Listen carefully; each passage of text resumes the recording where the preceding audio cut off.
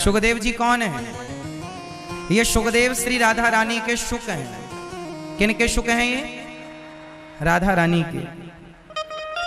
एक बार राधा रानी अपने शुक के साथ खेल रही थी। तोता, राधा रानी के पास एक तोता था। राधा रानी उसे बड़ा लाड़ लड़ाया करती थी, अनार के दाने खवाया करती थी। बड़ा प्यार था उस तोते से। राधा रानी उस तोते से बड़ा लगाव रखती। एक दिन की बात है कि वह तोता राधा रानी उसे पढ़ाया करती। शुक बोलो श्री कृष्ण, शुक बोलो श्री कृष्ण।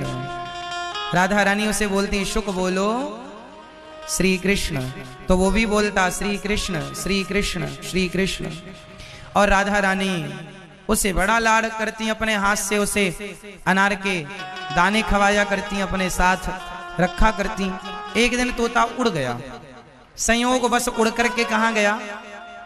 श्री भगवान श्री कृष्ण की नगरी गोकुल, वहां पर जाकर बैठा। तो वो वहां जाकर बैठा और बोलने लगा श्री कृष्ण श्री कृष्ण। तो जो कन्हैया के मित्र थे ना, उन्होंने पकड़ लिया और पिंजरे में बंद कर दिया। अब राधा रानी को सूचना मिली कि हमारा तोता कहीं चला गया है।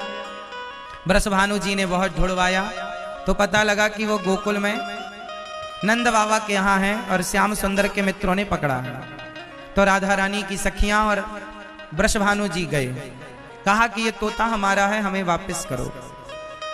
श्याम सुंदर के मित्रों ने कहा कि ये तोता आपका नहीं है, ये हमारे पास आया इसलिए हमारा है, आप इसे हमें दो, अब मत लो, अब ये हमारा है।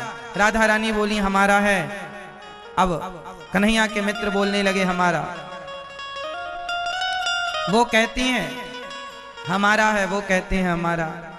अब ये निश्चित कर पाना कि किसका है। अब बताओ वो तोता किसका है? तो कहा कि तोते से ही पूछ लेते हैं तुम किसके हो। तो तोते से पूछा आप बताओ आप किसके हो।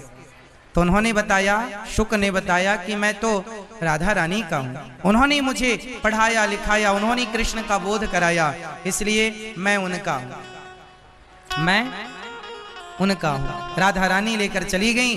अब वो तोता फिर से राधा रानी के पास चला गया।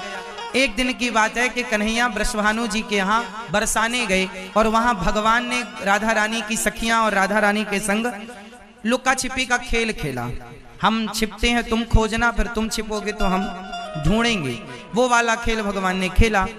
तो राधा श्याम सुंदर छिपे तो राधा रानी ने तो ढूंढ लिया। अब की बार श्याम